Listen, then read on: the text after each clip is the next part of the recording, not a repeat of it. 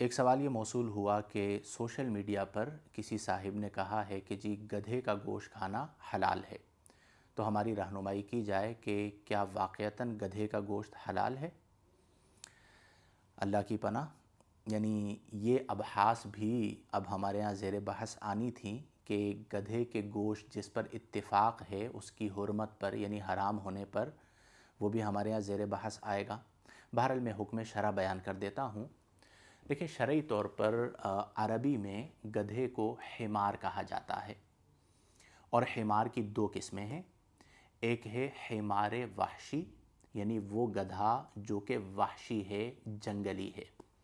اور دوسرا حمار انسی،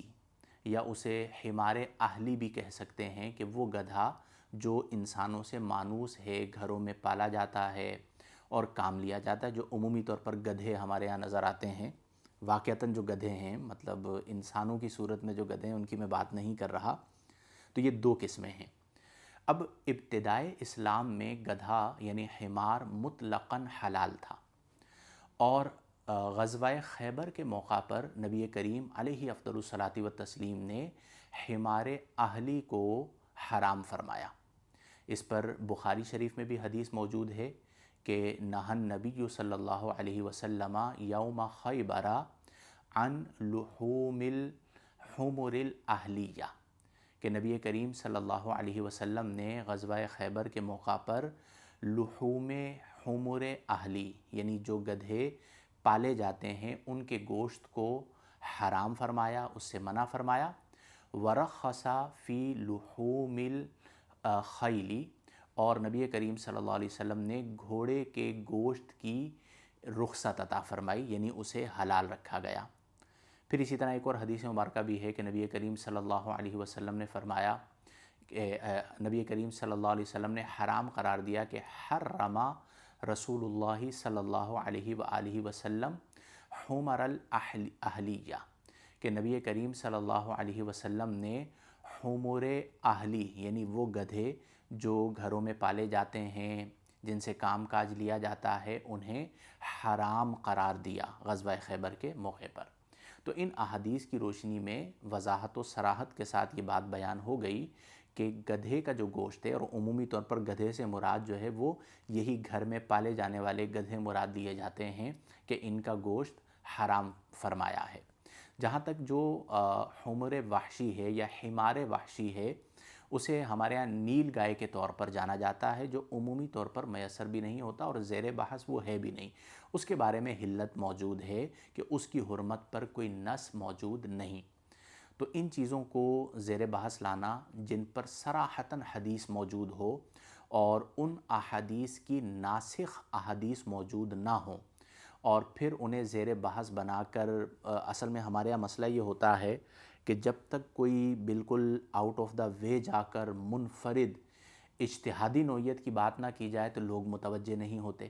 اور آپ جانتے ہیں کہ سوشل میڈیا پر عمومی طور پر ایسے لوگ بیٹھے ہیں جو مطلقاً طبقہ جہلاء میں ان کا شمار ہوتا ہے، تو وہ ایسی باتیں کر دیتے ہیں۔ نص صریح موجود ہے، بخاری میں بھی ہے، مسلم میں بھی ہے، اور دیگر کتب احادیث میں بھی ہے کہ حمر اہلیہ کو نبی کریم علیہ افضل الصلاۃ والتسلیم نے حرام قرار دیا غزوہ خیبر کے موقع پر۔ اب اگر کوئی اس کے مقابل حدیث لے کر آتا ہے تو اس کی تاریخ آپ دیکھ لیجئے، جواب خود موصول ہو جائے گا یا مل جائے گا کہ غزوہ خیبر کے بعد کوئی ایسی حدیث لائیں کہ جو اس حدیث کی ناسخ بنے۔ ہوتا کیا ہے، یہ طریقہ واردات میں آپ کو بتا دوں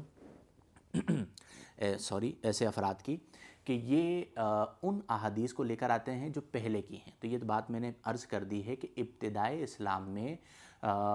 حمار کا جو گوشت ہے وہ مطلقاً حلال تھا، اور غزوہ خیبر کے موقع پر نبی کریم علیہ افضل الصلاۃ والتسلیم نے اسے حرام فرمایا۔ اور جو بعض اوقات روایات لے کر آتے ہیں، یہ بھی دیکھ لیا جائے کہ وہ حمار وحشی کے بارے میں ہے یا حمار انسی کے بارے میں یا حمار اہلی کے بارے میں ہے، تو فرق واضح ہو جائے گا۔ اور اب تو اس پر تمام امت کے علماء کا اتفاق ہے، یعنی مکاتب فکر جیسے ہمارے ہاں ہیں، بریلوی ہیں، دیوبندی ہیں، شیعہ ہیں، اہل حدیث ہیں، مختلف مکاتب فکر ہیں، لیکن اس مسئلے پر کہ جو حمار اہلی ہے اس کا گوشت حرام ہے، اس پر تو تمام کا اتفاق ہے۔ تو اس لیے اس بات کو زیر بحث لا کر اختلاف کو ہوا نہ دی جائے۔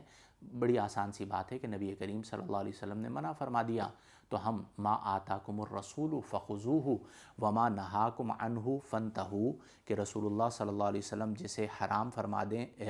اللہ نے فرمایا کہ جو رسول اللہ صلی اللہ علیہ وسلم تمہیں عطا فرما دیں وہ لے لو،